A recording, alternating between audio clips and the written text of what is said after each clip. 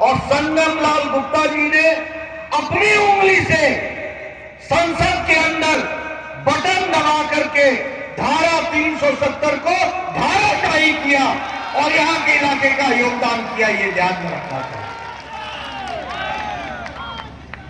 देखिए, वोट की बड़ी ताकत होती है। आपने ताकत दी विनोद सोनकर को, आपने ताकत दी संगम लाल गुप्ता को, और उन्होंने आपका योगदान जम्मू कश्मीर को भारत के अभिन्न अंग के साथ 156 कानून जो भारत के लागू नहीं होते थे उनको लागू कराने में काम किया, तो वो आपके वोट से काम किया, ये याद रखना चाहिए। आप बताइए, समाजवादी पार्टी ने राम भक्तों पर गोली चलाई थी कि नहीं चलाई थी? चलाई थी कि नहीं चलाई थी? कांग्रेस पार्टी ने राम जन्मभूमि के विषय को लटकाया था कि नहीं? अटकाया था कि नहीं? भटकाया था कि नहीं? आज ये अलग बात है कि वो खुद लटके पड़े हैं, अटके पड़े हैं, भटके पड़े हैं। लेकिन आपने अगर अपनी उंगली से कमल के निशान पर वोट दिया तो मोदी जी ने भी इस बात की चिंता की कि सुप्रीम कोर्ट में फैसला आया और लटका हुआ काम समाप्त हुआ और अब भव्य राम मंदिर बन रहा है। ये परिस्थिति लाकर की खड़ी थी। मित्रों, आपको मालूम होगा कि सुप्रीम कोर्ट कहती थी कि 13वीं शताब्दी का काला कानून जो मुस्लिम महिलाओं के लिए दंश साबित हो रहा है, 3 तलाक, इसको समाप्त करना चाहिए।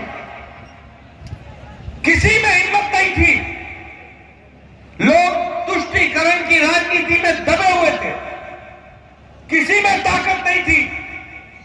आपने फिर से विनोद सोनकर और संगम लाल गुप्ता को यहां से चुनाव जिताया और मोदी जी की इच्छा शक्ति पर पार्लियामेंट के अंदर उन्होंने पार्लियामेंट में बटन दबाकर 3 तलाक को सदा के लिए समाप्त करके मुस्लिम बहनों को आजाद करा दिया 13वीं शताब्दी के काले कानून से।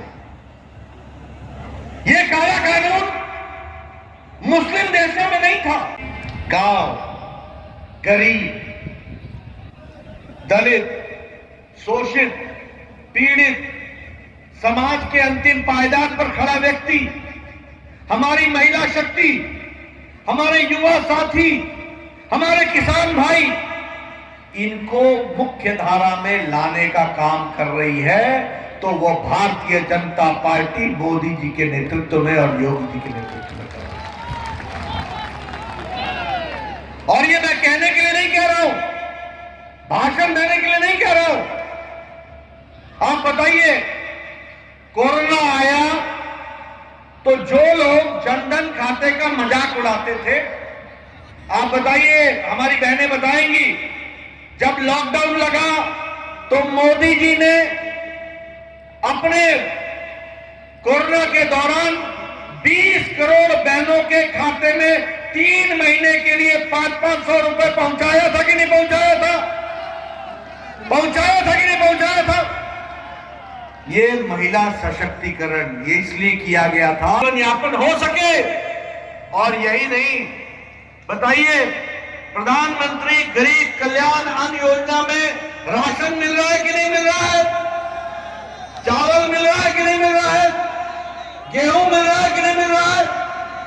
और योगी जी का चना, किस तरीके से विकास की नई बहार इस क्षेत्र में और उत्तर प्रदेश में आई है, उसकी वो चर्चा कर रहे थे। मैं हमेशा एक बात कहता हूं, हमारे केशव पासी जी आए हैं प्रत्याशी बाबागंज से, जोरदार तालियों के साथ स्वागत कीजिए और सिंधुजा जी के लिए भी जोरदार तालियों के साथ उनका स्वागत करें। तो मैं चर्चा कर रहा था कि ये कह रहे थे कि मैंने क्या किया, हमारी पार्टी ने क्या किया, मोदी जी ने क्या किया, योगी जी ने क्या किया। मित्रों, ये दम लेकर के इलाके के विकास के बारे में चर्चा करने की अगर किसी ने हिम्मत जुटाई है तो वो किसी और पार्टी ने नहीं जुटाई है, वह भारतीय जनता पार्टी ने जुटाई है। इस बात को हमको समझना चाहिए। ये रिपोर्ट कार्ड लेकर के जाना और रिपोर्ट को लेकर के जनता के सामने रखना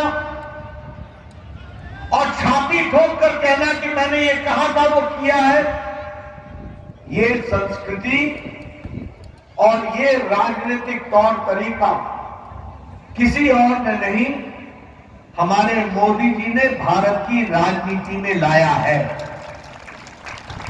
और इसीलिए हर एक प्रत्याशी अपने विकास की कहानी सुनाता है कि कैसे वो पार्टी आगे बढ़ रही। लेकिन क्या कभी आपने किसी अन्य दल के प्रत्याशी को सुना है कि उन्होंने कोई विकास की बात की है? कभी आपने सुना है कि उन्होंने गरीब के आंखों के आंसू को पोंछने के लिए कोई कदम उठाया है? कभी आपने किसी राजनीतिक दल से यह सुना, भारतीय जनता पार्टी को छोड़कर, कि उन्होंने इस इलाके में क्या कोई विकास के काम को आगे बढ़ाया है? ये हिम्मत अगर कोई कर सकता है तो वो भारतीय जनता पार्टी कर सकती है, यह आपको ध्यान रखिए। बाकी सभी पार्टियां इस बात की चर्चा कर सकती है